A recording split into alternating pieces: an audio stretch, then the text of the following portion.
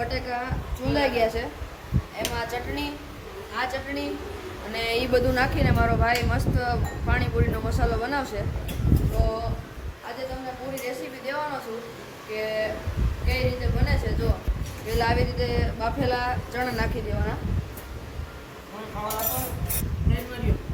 પછી એમાં ગ્રીન ચટણી છે પુદીનાની, એ નાખવાની.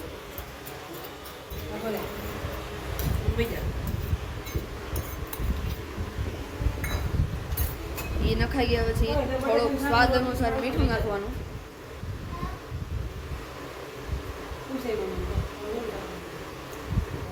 પછી એ આપણે નાખવાનું. લસણવાળી ચટણીમાં થોડુંક પાણી નાખીને ચટણી ઢીલી કરેલી છે, એટલે થોડીક મિક્સ થઈ જાય મસાલામાં, એટલે એને ઢીલી કરેલી છે. હવે ચટણી ઢીલી થઈ ગઈ છે, પછી આપણે આ મસાલામાં નાખી પછી આપણે એને મિક્સ કરી લેવું. એકદમ સરખી રીતે મેશ કરી લેવાનો છે. અને મસાલો મિક્સ થઈ ગયો છે, એની ઉપર આપણે ધાણા નાખી દીધા છે અને ધાણાનું ગાર્નિશિંગ કરે એટલે થોડુંક સારું લાગે. પછી આપણે સાથે સાથે પુડલાનો પર પ્રોગ્રામ કરેલો છે, એટલે પુડલાનો લોટ દોઈ નાખ્યો હોય.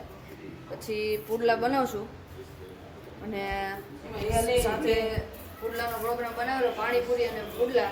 આજે ખાવામાં મજા આવી જવાની છે. તો મળીએ પુડલા બનાવી અને જમવા બેસે ત્યારે. તો ગાઈસ જમવા બેસી ગયા છીએ અને આપણે એક ડીશ તૈયાર કરી દીધી છે અને આપણે ધાણા નાખીને ગાર્નિશિંગ કરી નાખ્યું છે. પછી આપણે સૌથી પહેલાં આપણા પપ્પાને ટેસ્ટ કરાવીએ સેવ નાખીને, પછી જોઈએ કેવી બની છે. તો પપ્પા કરો ટેસ્ટ, કેવી બની છે?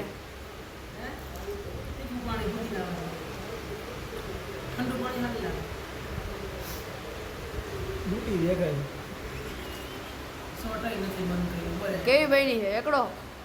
તો વાંધો નહીં. તો હવે આપણે મમ્મીને ટેસ્ટ કરાવીએ કે કેવી બની છે. તો મમ્મી ટેસ્ટ ખાઈને ટેસ્ટ કરીને કે કેવી બની છે.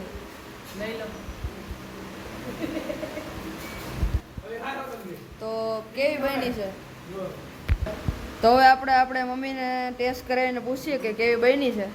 તો મમ્મી ટેસ્ટ કરીને કે કેવી બની છે. ખા તો ખરા. ઠીક, એવું છે. ગાઈઝ આ છે આપણા બા. તો આપણે આપણા બાને ટેસ્ટ કરાવીએ કે પાણીપુરી કેવી બની છે. તો બા ટેસ્ટ કરીને કહો કે કેવી બની છે. ઠીક, તમે ટેસ્ટ કરી લીધી પહેલાં જ તે. ઠીક, તો ગાઈઝ હવે મળીએ જમીન. તો ગાઈઝ આપણે જમીનને નવરા થઈ ગયા છીએ.